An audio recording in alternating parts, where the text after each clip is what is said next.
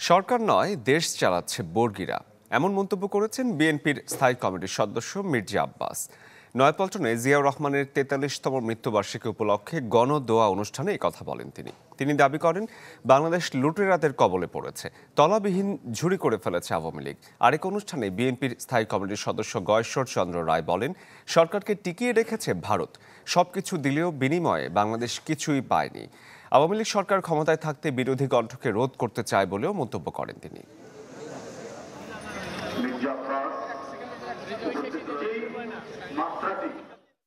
আর এই আগ্রাসী শক্তিকে যারা মদত দিচ্ছে দেশের স্বাধীনতা সার্বভৌমত্ব ভুলণ্ঠিত করতে, জাতীয় স্বার্থকে নির্বাসিত করতে, বঞ্চিত এবং প্রতারণা করতে, যারা আজকে শুধু ক্ষমতায় থাকার একটি পৈশাসিক মনোবৃত্ত নিয়ে আছে, তারাই প্রতিবাদের কণ্ঠগুলিকে রোধ করা।